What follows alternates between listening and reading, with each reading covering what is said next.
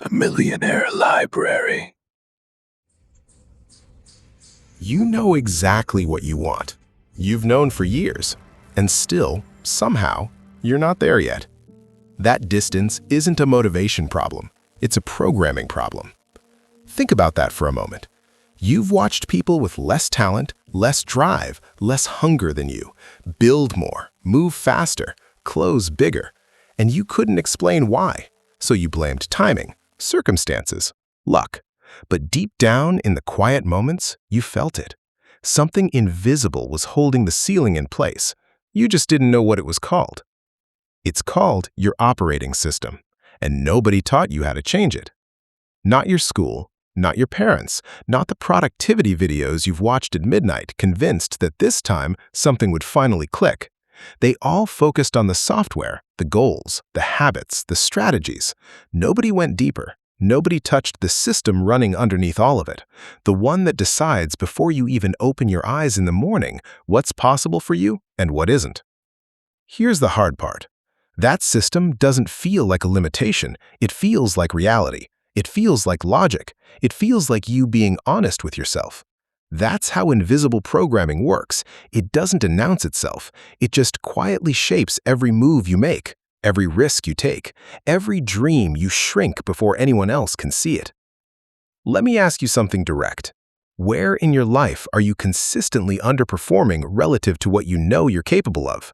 Not what you tell people, what you feel when the room is silent and the day is over.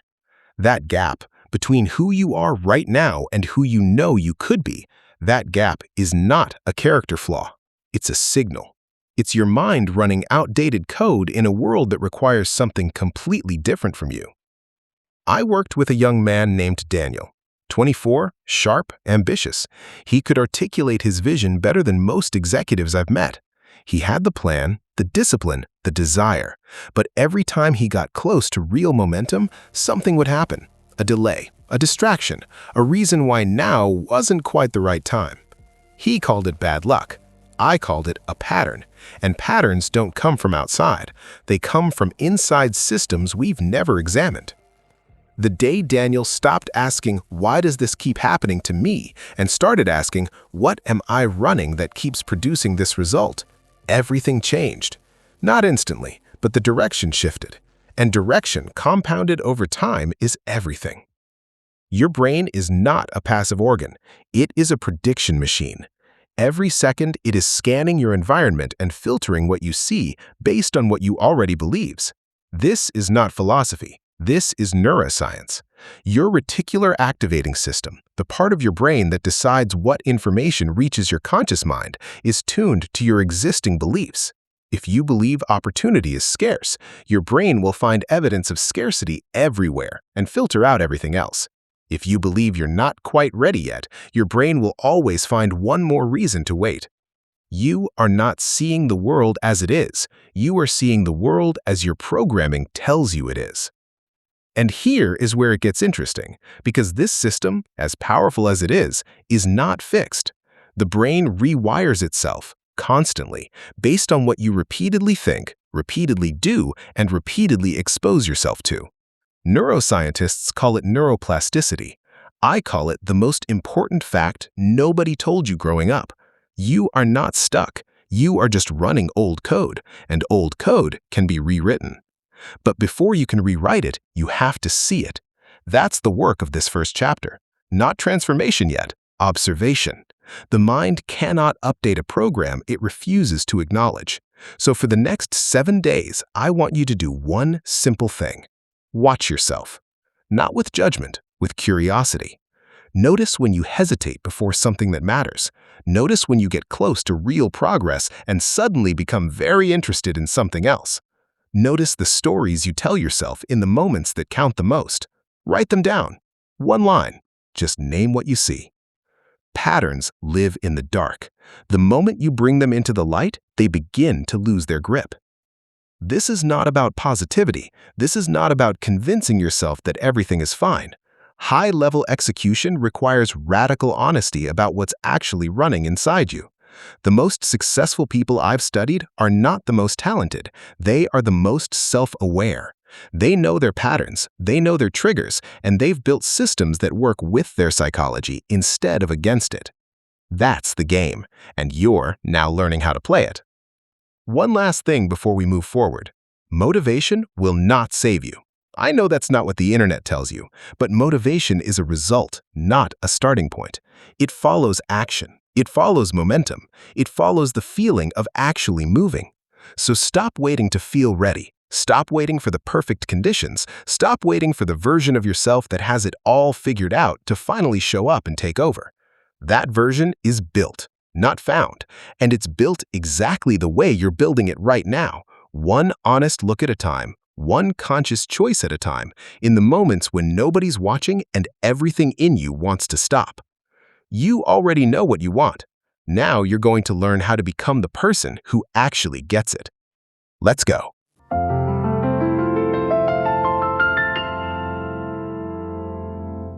Every strategy you've ever tried worked, until it didn't. And if you're honest, the pattern is always the same. You start strong, you feel different. You tell yourself this time is real. Then, somewhere between day 8 and day 30, you drift back. Not dramatically, quietly, like water finding its level, and you wake up one morning running the exact same life you were trying to leave. That's not weakness, that's identity. Here's what nobody explains. Your brain doesn't optimize for success. It optimizes for consistency with who it believes you are. Every action you take, your mind runs it through one silent filter. Does this match my identity? If it does, it feels natural. If it doesn't, it creates friction. Invisible, exhausting, relentless friction. That friction is what you've been calling resistance, what you've been calling laziness, what you've been calling not being disciplined enough. It was never about discipline. It was about identity misalignment.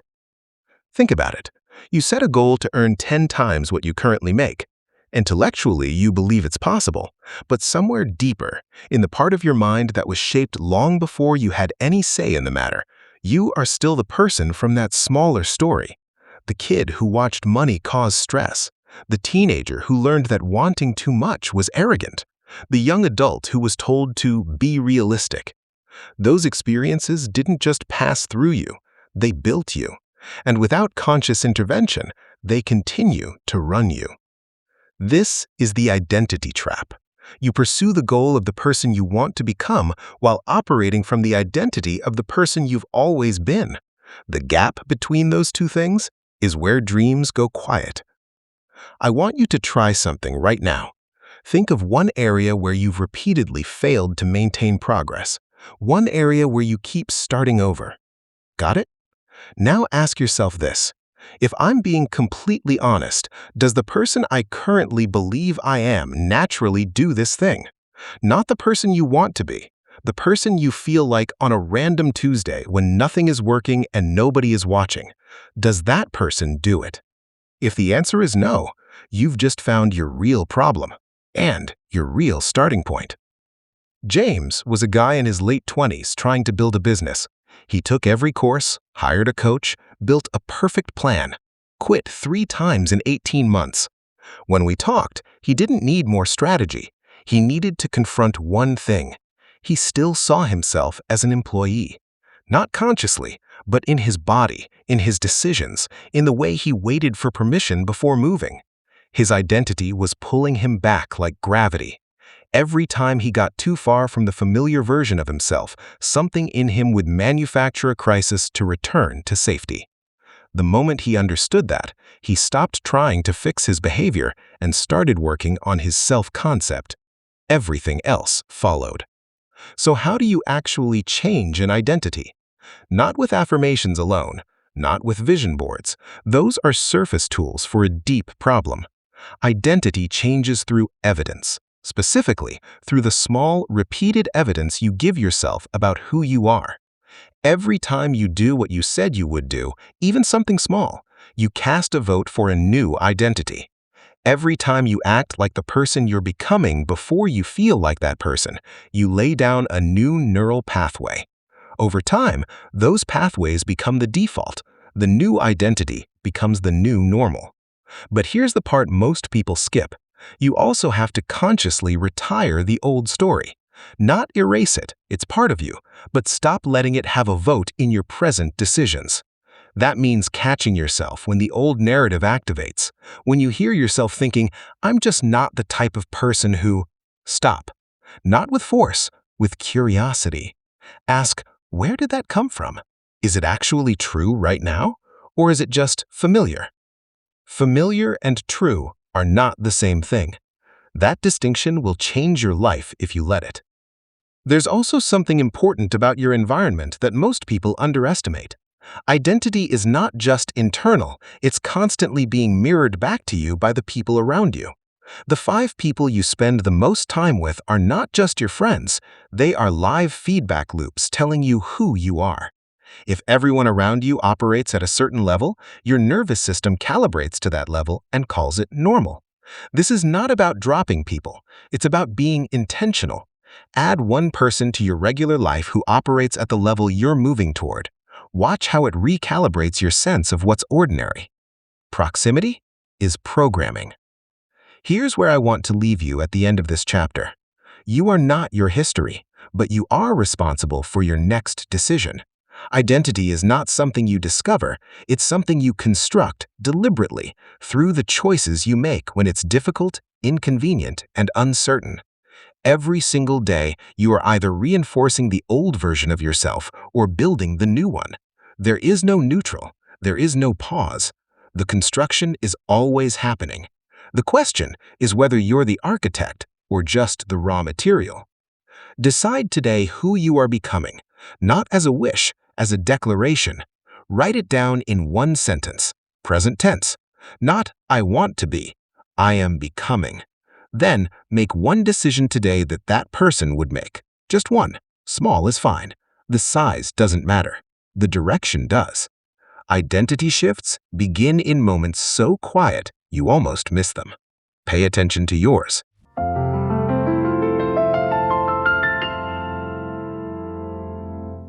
You will never have more time, but you can always have better focus. And in a world designed to steal it from you, the ability to direct your attention with precision is not a productivity tip. It is a superpower. It's the difference between a life that happens to you and a life you actually build. Here's the reality nobody wants to say out loud. You are living in the most distraction-engineered moment in human history. Every app, every notification, every infinite scroll was designed by teams of the smartest people on the planet with one singular goal: to capture your attention and keep it. Not for your benefit, for theirs. And it's working. The average person switches tasks every 47 seconds. 47 seconds! You cannot build anything meaningful in 47 seconds. You cannot think deeply. You cannot create. You cannot execute at the level you're capable of. You are being farmed, and most people have no idea it's happening. Ask yourself this honestly. When was the last time you sat with one important task for 90 uninterrupted minutes and gave it everything you had? Not checking your phone, not switching tabs, not letting your mind drift to something easier. Just pure, locked, undiluted focus on one thing that actually matters. If you can't remember, that tells you everything you need to know about where your results are coming from. Focus is not a personality trait. It is a trainable skill. And like every skill, it atrophies when neglected and sharpens when practiced. The people you admire who seem to operate on a different level, they're not smarter than you. They are simply more protective of where their mind goes. They have built, deliberately, the capacity to stay. Let me tell you about a concept that changed how I think about time. Cal Newport calls it deep work. I call it the execution zone. It's the state where your full cognitive capacity is directed at one high-value task without interruption. This is where real progress lives. Not in the meetings, not in the emails, not in the busy work that feels productive but produces nothing. In the zone.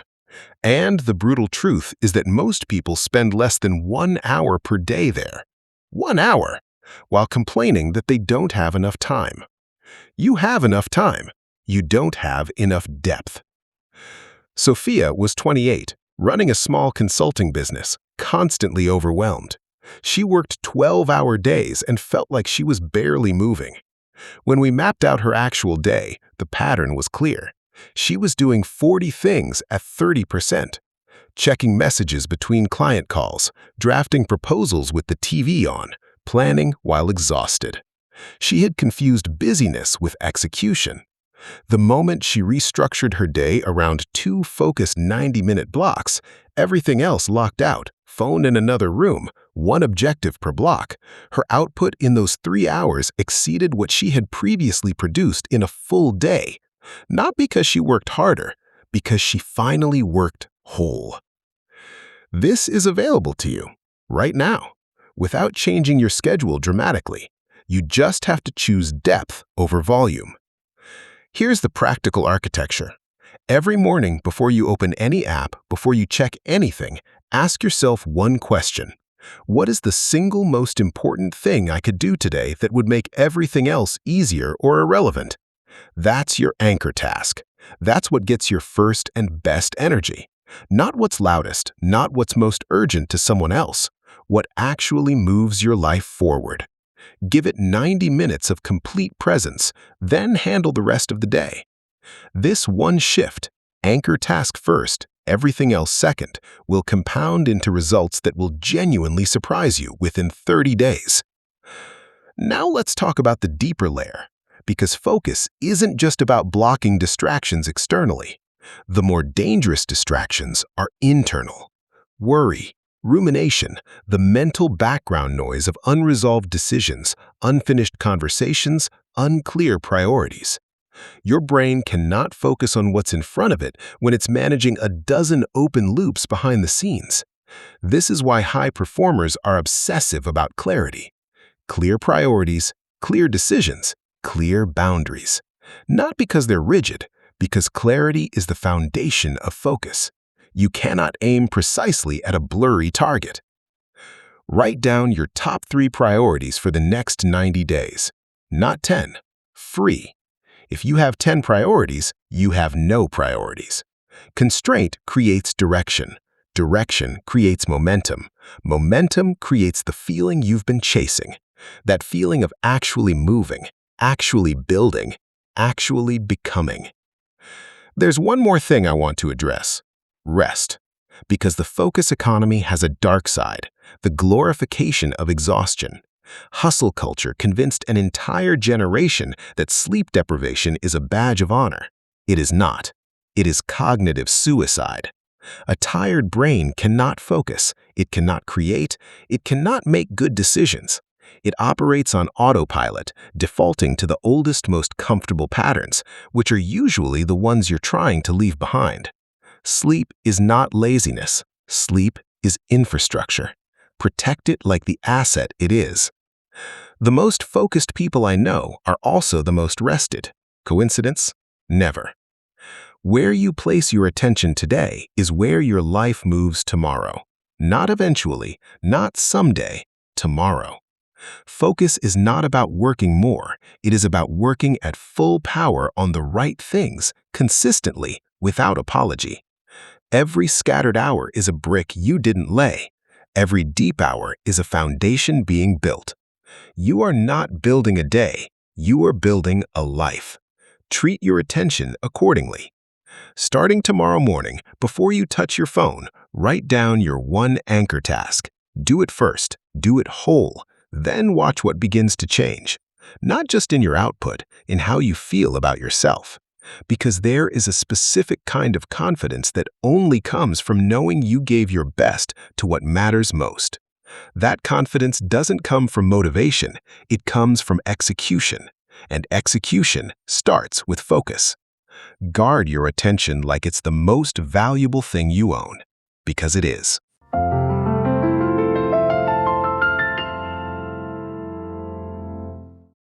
Let me say something that most people in this space won't tell you. The life you want is not hidden. It's not waiting for the right moment, the right connection, the right sign. It is sitting directly behind the thing you've been avoiding. Not beside it, not near it, behind it, every single time. This is not motivation. This is mechanics. Your brain is wired for survival, not success, and to the primitive part of your mind, discomfort and danger feel identical. An uncomfortable conversation and a physical threat produce the same internal alarm. Your heart rate rises, your body tightens, your mind generates reasons, excellent, logical, completely convincing reasons why now is not the right time, why you need more preparation, why a slightly different approach would be smarter. And you listen, because it feels rational, because it sounds like wisdom. But it isn't wisdom. It's avoidance wearing a suit. Think about the last 3 things you've been putting off. Not the small things, the real things. The conversation you haven't had, the project you haven't launched, the decision you haven't made. Sit with those for a moment. Now ask yourself honestly, what would your life look like if those 3 things were done? If you'd had the conversation, launched the thing, made the decision. Different, right? Significantly different, which means the gap between your current life and the one you want is not made of time or talent. It's made of avoided discomfort. That's both the hardest thing to accept and the most liberating thing to understand. I want to introduce you to a concept I call the discomfort threshold. Every person has one. It's the invisible line where growth lives, the point just beyond what feels comfortable and safe. Below that line, you're in your comfort zone. Things feel manageable, familiar, low risk. But nothing new is being built there. Nothing compounds, nothing transforms. The comfort zone is not a resting place. It is a slow decay disguised as stability. Above that threshold, in the discomfort zone, is where your actual life is waiting. New skills, new relationships, new income levels, new versions of yourself. All of it lives there. And the only price of entry is the willingness to feel uncomfortable and move anyway. Marcus Aurelius wrote that the impediment to action advances action. What stands in the way becomes the way. That was written 2,000 years ago, and it remains the most accurate map to high-level execution ever created. The obstacle is not blocking your path. The obstacle is your path. When you understand that, you stop trying to find a route around difficulty and start walking directly into it. Let me tell you about Nadia, 30 years old, talented designer. She had a portfolio that deserved to be seen by major clients, but she kept refining it, adding one more piece, adjusting one more detail, telling herself it wasn't ready yet. What she was actually doing was avoiding the moment of rejection, because as long as she didn't show it, she couldn't be told it wasn't good enough. The portfolio was never the problem. The discomfort of being seen was the problem. The day she sent it anyway, imperfect, not fully ready, hands shaking, she landed the biggest client of her career within 3 weeks. The work was always good enough. She just had to cross the threshold. Here's what separates people who execute at a high level from everyone else. It is not that they feel less fear. It is not that discomfort doesn't register for them. It registers deeply. The difference is that they have trained themselves to act before the feeling passes. They have learned, through repetition, that the discomfort before an action is always worse than the discomfort during it, and the discomfort during it is always smaller than the regret of having avoided it. Read that again. The anticipation is always worse than the reality. Always. So how do you train this? You start small and you start now. Not with the biggest thing on your avoidance list, with something just slightly beyond your current comfort line. A message you haven't sent, a conversation you've rehearsed but never had, a public commitment you've been too afraid to make. You do that one thing today. Not perfectly, not confidently, just done. And you pay close attention to what happens after, because what happens after is the data your brain needs to update its threat assessment. Nothing catastrophic occurred. You survived. You may have even grown. And the next time, the threshold moves slightly. Slowly, your brain begins to reclassify discomfort not as danger, but as direction. Direction toward what matters. There's a practical framework I want to leave you with. I call it the 10-second launch. Whenever you feel the pull to delay, to check something first, to prepare just a little more, count down from 10 and move at 0. No thinking after 0, no negotiating, just motion. It sounds simple because it is. The complexity is in the doing. But that 10-second window is where the life you want is either built or abandoned. Every time you move at 0, you win something the comfort zone could never give you. Evidence that you are someone who acts. Identity again. Always identity underneath. One last thing. Discomfort is not the enemy of progress. Chronic comfort is.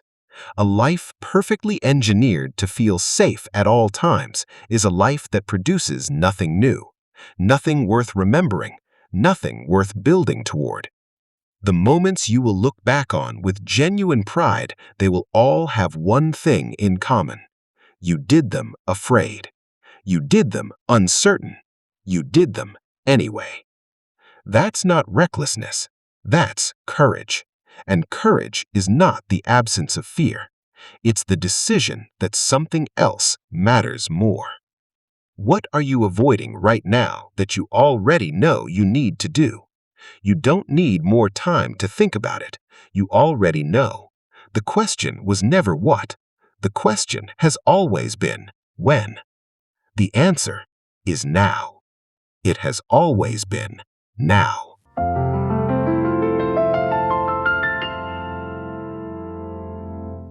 Chapter 5. The Wealth Frequency.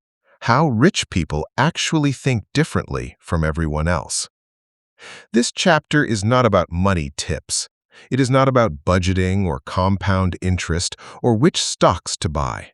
Those things matter, but they come later, much later, because before any strategy works, something else has to be in place. A relationship with money that doesn't sabotage every move you make before you even realize it's happening. Most people were never taught how to think about money. They were taught how to fear it, how to feel guilty about wanting it, how to associate it with stress, conflict, and moral compromise. And then they grew up, entered the real world, and wondered why building wealth felt like swimming against a current they couldn't see. The current was inside them. It always is. Let me ask you something personal. When you imagine yourself with serious money, not comfortable, but genuinely wealthy, what's the first feeling that comes up?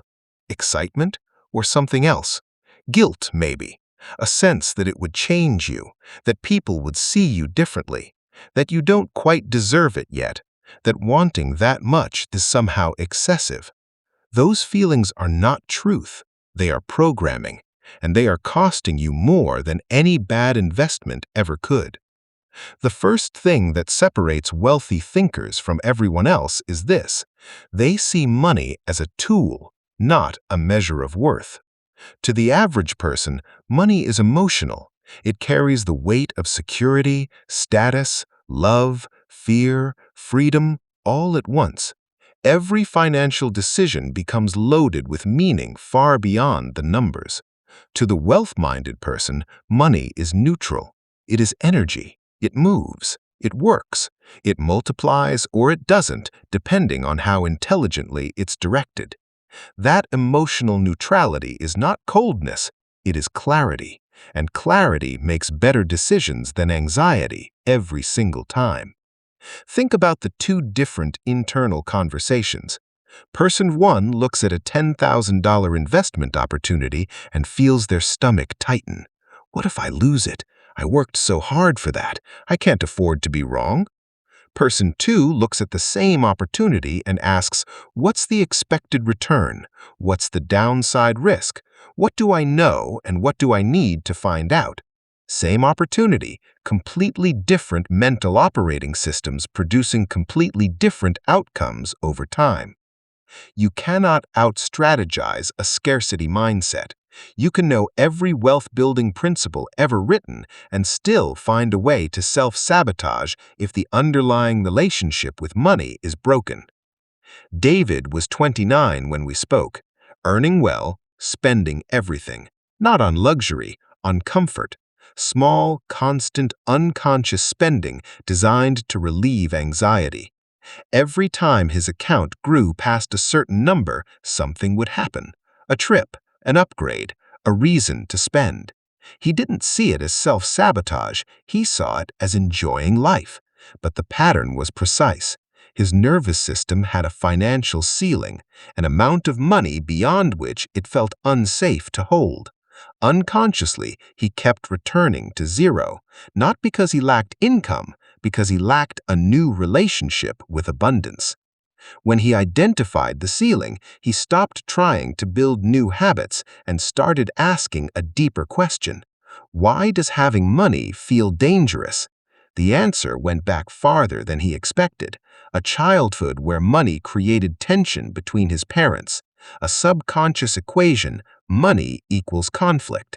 His nervous system was protecting him from conflict by keeping him broke.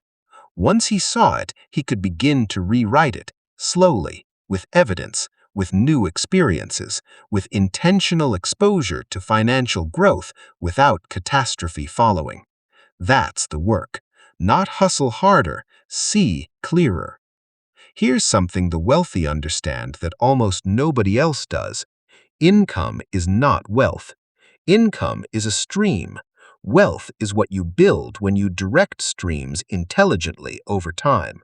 A person earning $50,000 a year who saves and invests consistently will outperform a person earning $200,000 who spends everything, every single time across every decade.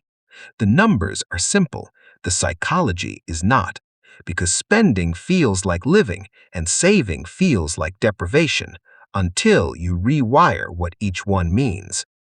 Wealthy thinkers have also made a specific peace with time. They think in decades, not months. When you think in months, volatility feels like disaster. When you think in decades, volatility is noise. The market drops, the short-term thinker panics and sells. The long-term thinker sees a discount and buys. Same event, completely different response, completely different result 10 years later. Your time horizon is one of the most powerful financial tools you own. Extend it and watch how your decisions change. Now let's talk about value creation, because the deepest wealth frequency of all is this. Wealthy people are obsessively focused on what they can give, create, and solve, not on what they can get. Every significant fortune ever built was built on the back of a problem solved at scale, not a salary negotiated, not hours traded for dollars. A problem identified, a solution built, value delivered to many people simultaneously. That's the model. And it starts not with a business plan, but with a question. What problem do I understand deeply enough to solve better than most? You don't need a revolutionary idea, you need a real problem and a genuine solution. That combination, executed with focus and consistency, is the engine of every wealth story worth telling. I'm not asking you to quit your job tomorrow. I'm asking you to start thinking like someone who creates value, not just someone who delivers time. That shift in self-concept from employee to creator, from consumer to builder, is the beginning of a completely different financial trajectory. One practical thing before we close this chapter: audit your money conversation. For 1 week, pay attention to every thought and feeling that arises around money. When you see a price, when you check your account, when someone talks about their income, when you think about your own financial future. Don't judge the thoughts, just observe them. because you cannot upgrade a system you refuse to examine, and your financial future is being shaped right now, not by the market, not by the economy, not by your boss, but by the quiet, constant conversation happening inside your own mind. Money flows towards clarity, conviction, and value. It flows away from fear, confusion, and scarcity. That's not philosophy, that's pattern recognition across every successful person I've ever studied. Change the conversation, change the frequency. The results will follow with a precision that will genuinely surprise you.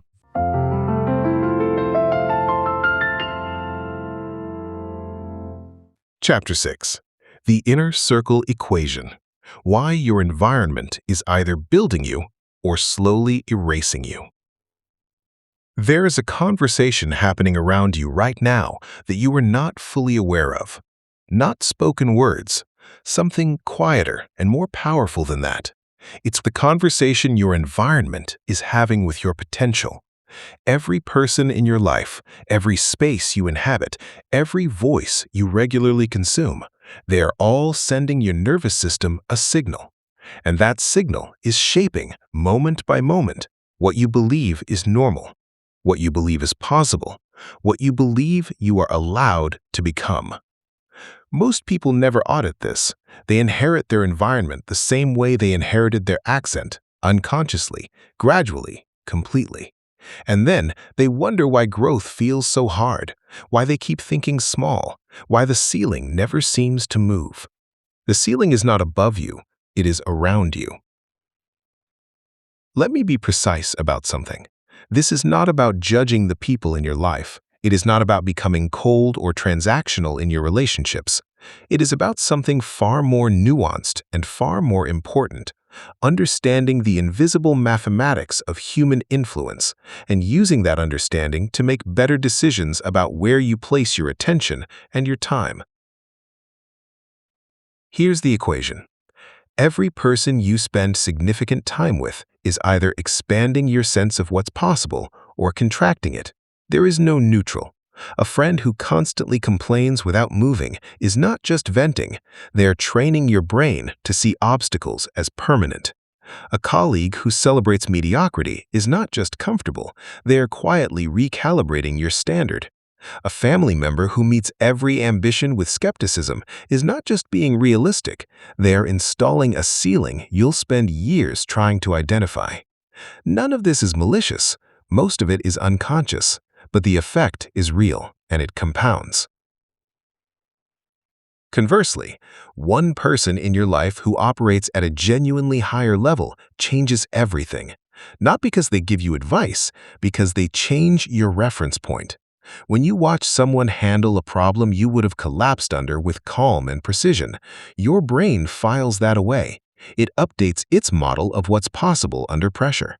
When someone in your circle earns 10 times what you earn and you see them as a regular person with regular flaws and regular doubts, your subconscious can no longer maintain the story that that level is for a different kind of person.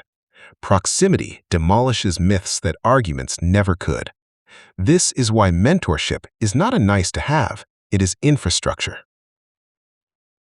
Elena was 26, working in finance, smart and driven, but spinning in place. She had goals, but no traction. When I asked about her inner circle, she described 5 people she loved deeply: childhood friends, family, a long-term partner, none of whom were building anything. All of them kind, none of them expanding. She wasn't being held back by enemies, she was being held back by comfort. The familiarity of people who knew the old version of her and unconsciously expected her to remain that version. She didn't leave those relationships, but she added one. A mentor she found through consistent effort, showing up at events, adding value online, reaching out with genuine questions rather than requests. Within 6 months, her thinking had changed more than it had in the previous 3 years. Not because of specific advice, because of consistent exposure to a different standard of mind. Access changes everything, and access is more available than you think if you're willing to stop waiting to be invited and start showing up where the people you want to learn from already are. Now, let's talk about something most personal development books avoid: digital environment. Because in 2025, your inner circle is not just the people physically around you, it is every voice you consume regularly. The podcasts in your ears during your commute, the accounts you follow, the content that fills your idle moments, all of it is programming. All of it is sending signals about what's normal, what's valuable, what's worth wanting. If your feed is full of outrage, comparison, and performed success, your nervous system is being trained on scarcity and anxiety. If your feed is full of genuine builders, genuine thinkers, genuine conversations about growth, your baseline shifts. Not dramatically, not overnight, but consistently. And consistency across time is how identity is built. Audit your inputs the same way you would audit your diet, because what you consume mentally is exactly as consequential as what you consume physically. You would not eat poison daily and expect to feel well. Stop consuming content that degrades your thinking and expect to perform at a high level. The relationship is direct.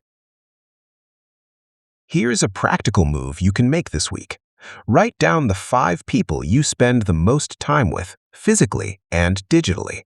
Next to each name, write one word describing the dominant energy of that relationship: expanding or contracting, honest or comfortable, building or static. You don't need to act dramatically on what you see, just see it. Clarity before action, always. But once you see the pattern, you'll know exactly where to invest more and where to quietly, respectfully begin to invest less. Relationships are not permanent contracts, they are living ecosystems. They can grow, evolve, and shift. You are allowed to outgrow a version of a relationship without abandoning the person. You are allowed to add new voices without erasing old ones. You are allowed to change who influences you as you change who you are.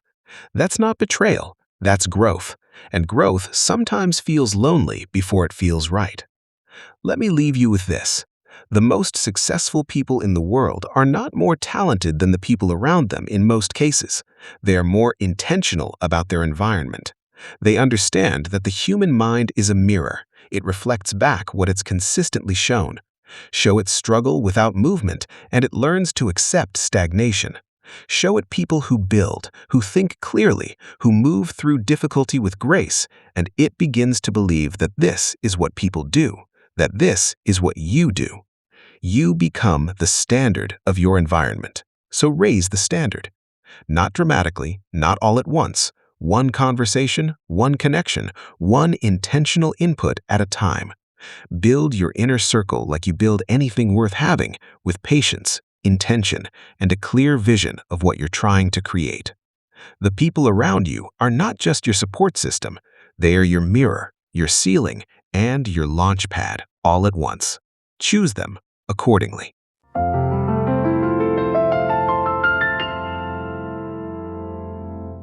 You know more than you think. That's not a compliment. It's a diagnosis. You know you should wake up earlier. You know the project needs to be started. You know the conversation needs to happen. The decision needs to be made. The risk needs to be taken.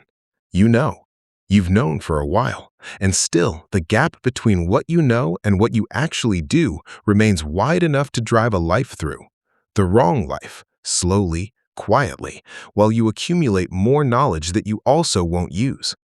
This is the execution gap, and it is the single most expensive real estate in your entire existence. Most personal development content is built on a false premise: that if you understand something deeply enough, you will naturally do it, that insight produces action, that clarity creates momentum. It doesn't. Not automatically, not reliably, not without something else in place that nobody talks about enough.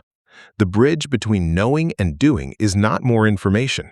It is never more information. The bridge is a set of internal conditions that either make execution feel inevitable or make it feel impossible. And most people have spent years building the wrong conditions without realizing it. Think about every book you've read that changed how you thought, but not how you lived. Every course you completed and felt inspired by for exactly 11 days. Every conversation that cracked something open in you and then closed again by the following week. That's not failure. That's the execution gap operating exactly as it always does when the bridge isn't built. So what builds the bridge? The first thing is decision hygiene. Most people are carrying an enormous invisible weight, a backlog of unmade decisions that sit in the background of their mind, consuming energy around the clock. What to do about this relationship, whether to pursue that opportunity, whether to quit, stay, pivot, invest, let go. Unmade decisions are not passive, they are active drains. Every open loop pulls cognitive bandwidth from everything else you're trying to do. High executors are ruthless about closing loops, not because every decision is easy, but because they understand that a made decision, even an imperfect one, frees more energy than a perfect decision delayed indefinitely.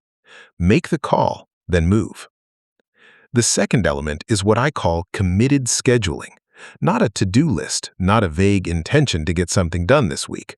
A specific time, on a specific day, blocked with the same seriousness as a meeting with someone you cannot cancel on. When something lives only in your head or on a list, your brain treats it as optional. When it lives in your calendar as a non-negotiable block, your brain begins to treat it as real. This sounds mechanical. It is, and it works precisely because it is. Execution is not a feeling. It is a system. If it's not scheduled, it's a wish. The third element is the one most people resist most: accountability with consequences. Not accountability to yourself. You've already proven how that goes. External accountability. A person who knows what you said you would do and will notice if you don't. This is not weakness. This is neuroscience. The brain responds differently to social commitment than to private intention. When someone else knows your plan, the cost of inaction rises. Not because of shame, because of identity. You are someone who does what they say. That identity, once established, becomes self-reinforcing. It starts externally and becomes internal over time. Tell someone what you're going to do, then do it because you are someone who does what they say. Let me tell you about Jordan, 27, working a corporate job while trying to build something on the side. Every evening he had a plan. Every morning he had excuses. Not dramatic ones, just the slow erosion of energy, the comfort of the couch, the perfectly reasonable argument that tomorrow he would be more rested and therefore more ready. He'd been having that argument with himself for 2 years. The plan never changed. The outcome never changed. The gap stayed exactly the same width.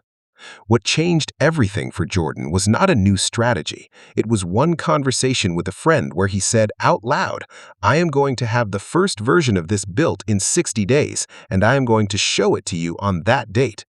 60 days later, imperfect but real, he showed it. Not because the friend would have punished him, because Jordan was no longer willing to be the version of himself that didn't follow through. The external commitment activated an internal identity shift. That's the mechanism. Use it. Now I want to address something deeper, because the execution gap is not always about laziness or poor systems. Sometimes it is about something quieter and more painful, a fear that execution will reveal a final verdict.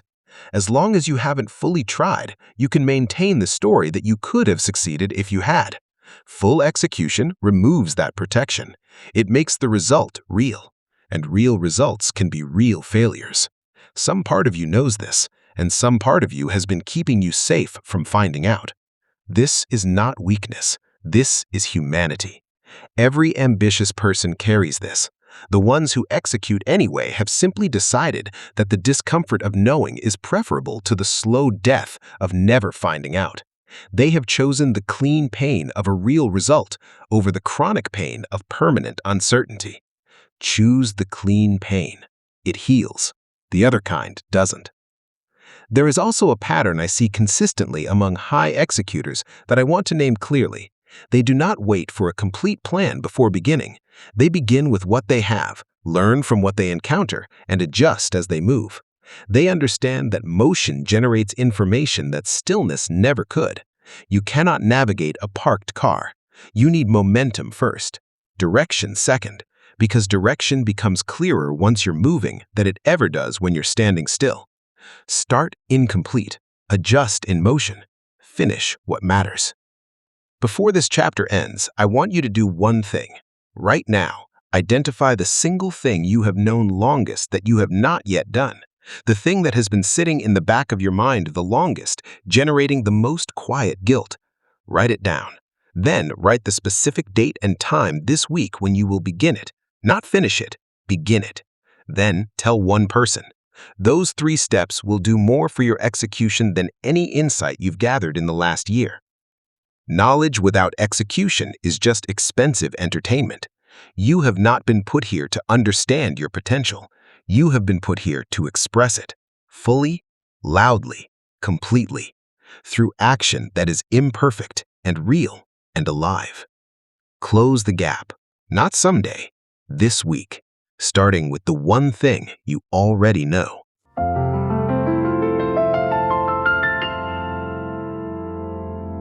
Chapter 8. The Long Game. Why Impatience is Keeping You Poor and How to Build a Life that Compounds. Everyone wants the result. Nobody wants the years. That's the tension at the center of every ambitious life. You can see clearly where you want to be. You can feel it. You can describe it in detail.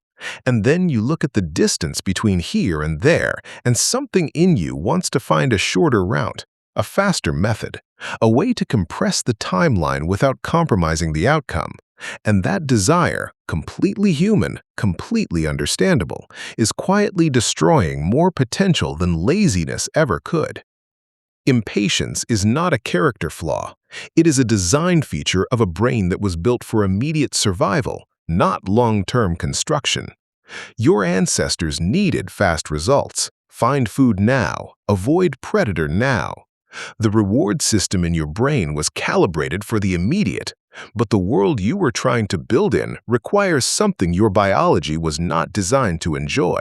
Delayed gratification at scale, sustained over years, without visible proof that it's working.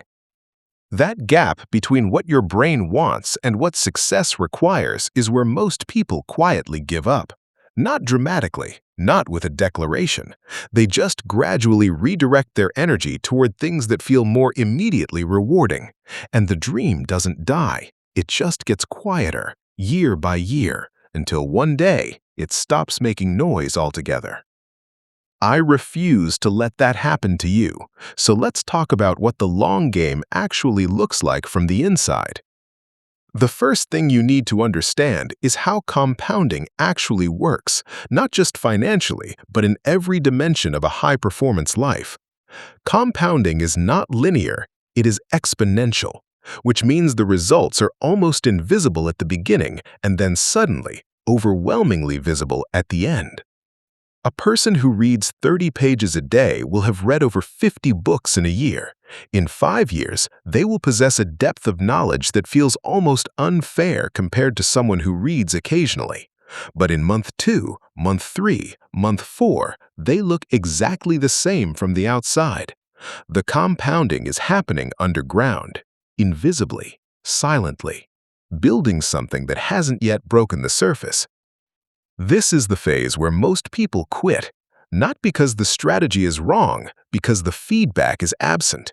And a brain that requires immediate feedback to stay motivated will always abandon a compounding strategy before it pays out. The long game requires faith in the math when the math isn't visible yet. Let me tell you about 2 people, Alex and Sam. Same age, same starting point, same ambition. Alex spent his 20s optimizing for now, the best-paying job available, the most comfortable lifestyle his income could support, the path of least resistance toward immediate reward.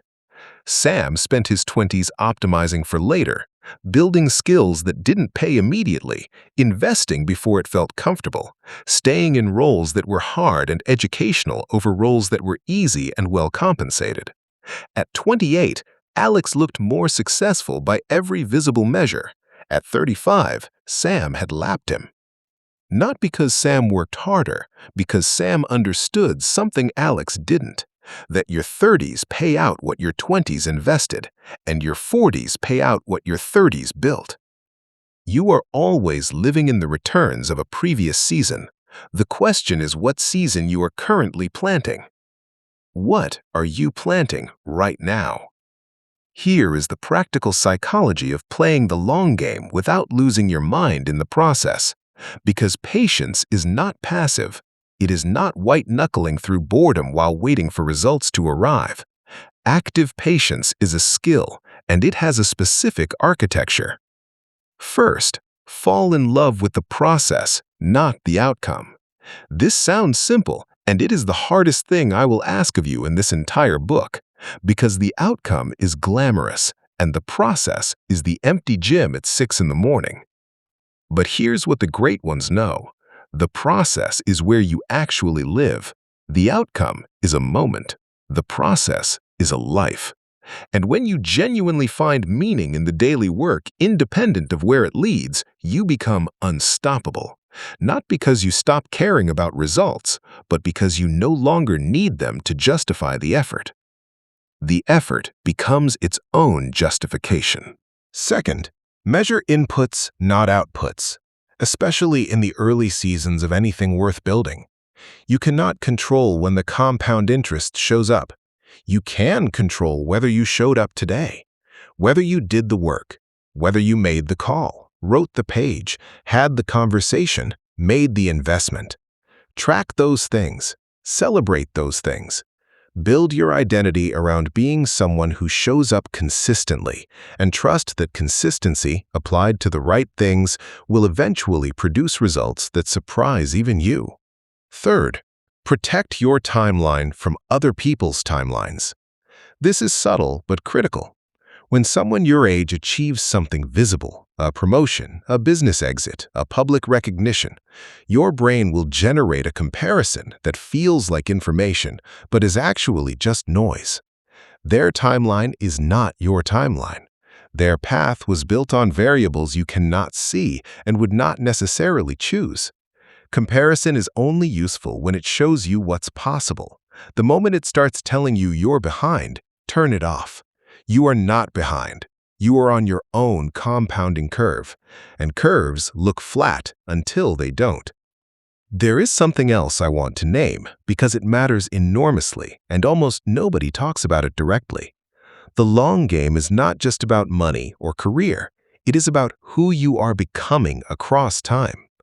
Every year of disciplined effort, every year of choosing growth over comfort, every year of doing the right thing when the wrong thing was easier, it deposits something into your character that cannot be purchased, cannot be faked, and cannot be taken. A depth, a solidity, a quiet confidence that has nothing to prove because it was built, not performed.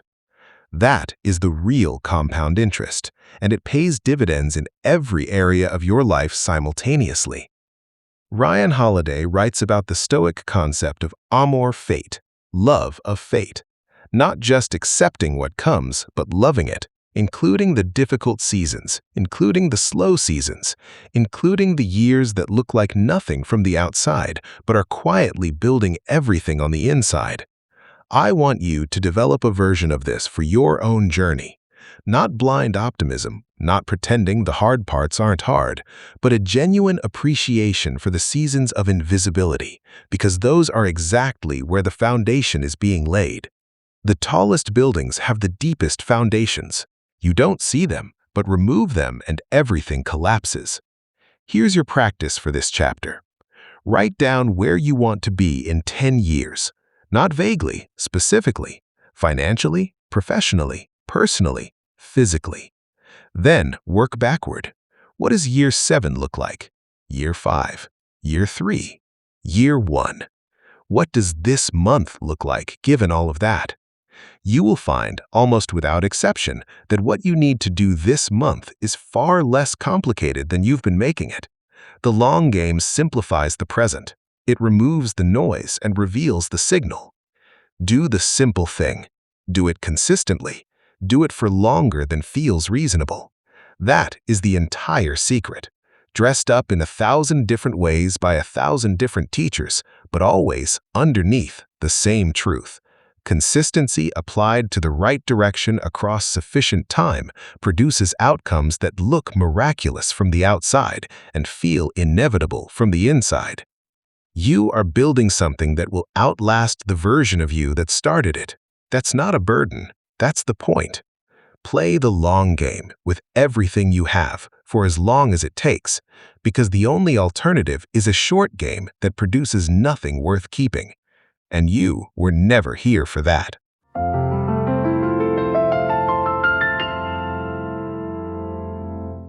Chapter 9. The Person You Became. A Final Letter to the One Who Stayed. Most people never finish what they start. You did. That matters more than you know. Not because finishing a book is a great achievement in itself, but because the person who reads Chapter 1 and the person who reaches Chapter 9 are not the same person. Something shifted in between. Maybe subtly, maybe profoundly. But the fact that you are here at the end tells me something essential about you. You are someone who stays. And in a world that rewards the ones who stay, that quality alone will take you further than talent ever could. This final chapter is not a summary. I will not repeat what we've covered. You absorbed it. You carry it. What I want to do here is something different. I want to speak directly to you. Not as a student, not as a listener, but as the person you are in the process of becoming. Because that person deserves to be acknowledged before we close. You began this journey by confronting your operating system, the invisible programming that ran your decisions before you even knew you had a choice. That took honesty, real honesty, the kind most people spend their entire lives avoiding, because the truth about our own patterns is rarely comfortable and always clarifying. You chose clarity. That was your first act of courage in these pages. Then you looked at identity. You confronted the quiet trap of returning to who you were every time you tried to become who you wanted to be. You understood that transformation is not an event. It is a daily construction, built in the moments nobody sees, in the decisions that cost something, in the consistent, unglamorous, deeply important work of becoming. You learned to protect your focus in a world engineered to steal it. You learned that discomfort is not a signal to stop, but a signal that you are moving in exactly the right direction. You rewired your relationship with money, not just how you earn it, but how you think about it, feel about it, and ultimately deserve it. You examined your environment and understood that the people around you are not just company, they are architecture. You closed the gap between knowing and doing, between insight and execution, between the person you understood yourself to be and the person your actions were actually building. And then you chose the long game, the most radical choice of all in a culture addicted to speed. You chose depth over immediacy, roots over visibility, the slow, invisible, irreversible compounding of a life built with intention. That is not a small thing. That is everything. I want to ask you one final question, and I want you to sit with it, not answer it quickly, not move past it, really sit with it. Who were you when you started this book, and who are you now having finished it? Not dramatically different, perhaps, but different in direction. And direction, as we have said throughout these chapters, is the variable that matters most. A 1-degree shift in direction produces a completely different destination across a lifetime. You have shifted more than 1 degree. Trust that. The work ahead of you is real. I won't pretend otherwise. There will be seasons where everything we've discussed feels theoretical, where the operating system reverts, where identity wobbles, where focus scatters, where the long game feels impossibly long. Those seasons are not failures. They are part of the construction. Every building that's ever been built has weathered conditions that tested its foundation. The foundation holds because of what was put into it before the storm arrived. You have been building your foundation through every page of this book. When the hard seasons come, and they will, return here. Not to be motivated, but to be reminded of what you already know and who you have already decided to become. There is something I want to say that most books in this space never say. Success is not the point. I know that sounds strange coming at the end of a book about high-level execution and wealth and performance, but hear me out. Success is a byproduct. The point is the person. The point is who you become in the pursuit, the depth of character built through difficulty, the clarity earned through honest self-examination, the quiet confidence forged through years of doing the right thing when the wrong thing was easier. That person, the one being built right now through your choices, your commitments, your willingness to stay, that is the real return on investment. Everything else is just evidence that that person exists. I also want to acknowledge something that requires acknowledgement. The path you are on is not always understood by the people around you. There will be moments of profound loneliness in this pursuit, moments where your ambition separates you from comfort, from familiarity, from the version of your life that would have been easier and smaller and safer. Those moments are not signs that you are wrong. They are signs that you are growing in a direction that hasn't been normalized in your environment yet. Keep going. The loneliness of growth is temporary.